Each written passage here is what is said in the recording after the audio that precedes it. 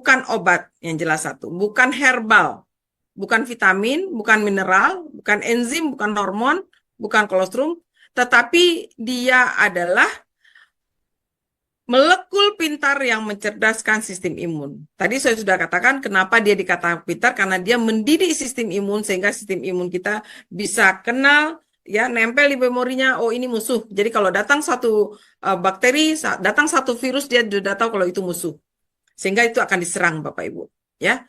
Jadi transfer faktor ini awalnya ditemukan oleh Dr. Henry Sherwood Lawrence. Dia seorang peneliti, waktu itu beliau punya pasien, ya, TBC yang menderita. Kemudian salah satu dari pasien beliau itu di kampung itu ada satu orang yang tidak terkenal TBC. Jadi beliau akhirnya secara singkat cerita, beliau akhirnya meneliti kenapa orang ini, ya, tidak kena sakit TBC, sehingga akhirnya beliau mengambil kesimpulan dari hasil risetnya, ada suatu zat di dalam darah orang sehat ini yang bisa dipindahkan ke orang lain, yang menyebabkan orang lain bisa tidak sakit. Makanya dikasih namanya transfer faktor, transfer.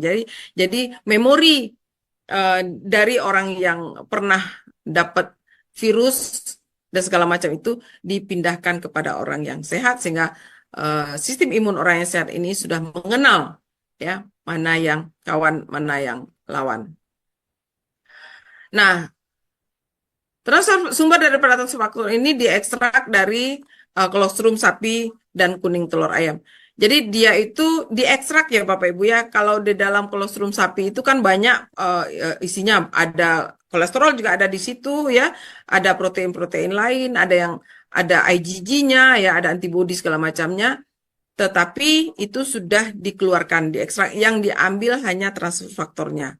Ini jadi untuk hewan menyusui itu diambil dari sapi, tapi bagi hewan yang tidak menyusui telur, pada hewan-hewan yang bertelur kita ambil dari telur. Ya, karena transfer faktor itu ternyata juga ada di ekstrak kuning telur. Nah, kemudian muncul pertanyaan, kenapa ambilnya dari sapi? Ya. Nah, kita tahu sapi itu air susunya paling banyak, ya. Dia cukup banyak. Pertama, yang kedua, kehidupan sapi itu dekat dengan manusia. Artinya, virus-virus, kuman-kuman, bakteri-bakteri yang mengintai manusia itu juga akan mengintai sapi, terpapar dengan sapi, karena lingkungan hidup sapi itu dekat dengan manusia. Jadi artinya sapi terpapar dengan virus, penyakit dan segala macam itu, dia bisa sehat, otomatis antibodi yang ada di dalam tubuhnya itu sudah membentuk memori, ya, sehingga kita tidak pernah dengar sapi flu, kita tidak pernah dengar sapi pilek, ya Bapak Ibu, ya, sehingga semua memorinya itu bisa masuk, karena dia itu non-specific species. Jadi setelah, apa arti non-specific species Bapak Ibu? Transfer faktor ini bisa dipindahkan dari manusia ke manusia, dari manusia ke hewan, dan juga dari hewan ke hewan. Jadi bisa. Artinya, tidak harus sesama manusia, tidak harus sesama hewan, tetapi dia tidak tergantung. Artinya dengan spesies yang berbeda pun dia bisa dipindahkan atau dikonsumsi. Ya. Dan dia 100% alami, dan setelah dilakukan 700 tes keamanan sebelum dia dijual.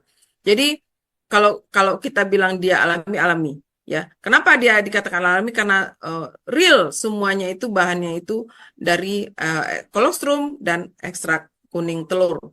Dan melalui proses yang sudah saya katakan tadi, ya, laboratoriumnya, pabriknya itu sangat-sangat steril, melebihi daripada ruang operasi. Dan tes yang dilakukan terhadap produk itu bukan sekali dua kali Bapak Ibu, 700 tes sebelum dia dilepas, dipasarkan keluar dari pabrik.